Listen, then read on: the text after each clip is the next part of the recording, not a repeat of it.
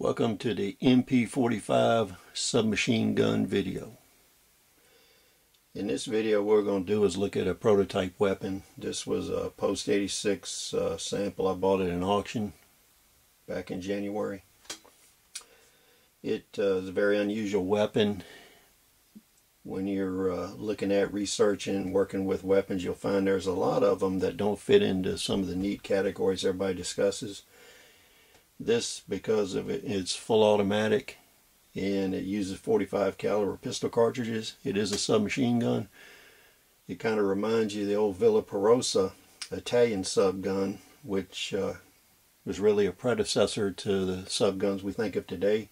The Villa Perosa was set up with the spade grips like this on it in a bipod, and they actually mounted two guns side by side to use it kind of like a light machine gun. This gun is similar to an MP-5 and an HK-33 I saw set up as a port firing gun that was used in competition with the M3 port firing gun, which was a variant of the M16 that was adopted. This gun, we don't know much history on it. It was manufactured by DV Electronics. It was called an MP-45. And it looks like it was fabricated from everyday stuff. These are Darrell grips. Everything here is held together by hex screws and welds. Everything except the barrel and magazine could have been bought at Lowe's or Home Depot. All the pieces are very simple tubing, straights, flats. It took a lot of labor to make this. It was extremely well constructed. And you can see here that in the trunnion there's a hole here for a Browning machine gun mount. That's what kind of leads us to believe this was designed as a close protection gun for vehicles or a port firing gun. But there's also a possibility it was just made as a concept weapon. This is the only gun like it we've ever seen.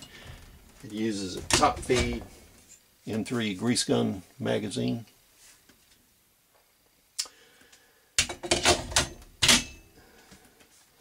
The barrel collar is welded in, so it's not detachable. To field strip the gun, you have to remove these two hex caps and also the ones on the other side here. And then the spade grip assembly would come off. This is a very unusual weapon. We hadn't fired it yet. We'll probably fire it in the next month or so. On inspecting it, we found one cracked weld down here on the grip surface that we'll repair. It was just partially cracked. And we'll give you some angle shots of this from different directions so you can see it. It's a very simple weapon, extremely heavy. But in here you can see how the trigger mechanism works. It's just a puller rod here. So when we cock the gun and fire it, you can see how it works. This gun is full auto only. It's not selective fire. You can take a look and see how simple everything is on the back. And the spade grips, how it's put together. The gun was not set up with any sights on it. It's got a nice flash hider attached to the end of the barrel. You can see all these welds are you can see here it's got a lot of spot welds on it. The welds were done very well. You can see here the magazine assembly, spot welded, cock and handle. This would be a look down the weapon if you're ready to fire it. You can see here firing mechanism, just sheet metal welded together.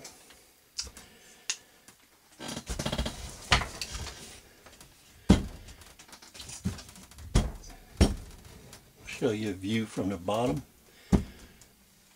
We'll zoom in a little bit so you can actually see the operating mechanism better.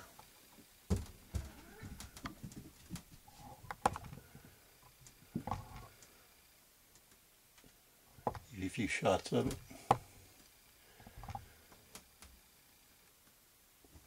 You have your track here, which moves back and forth. See how the sear bar works.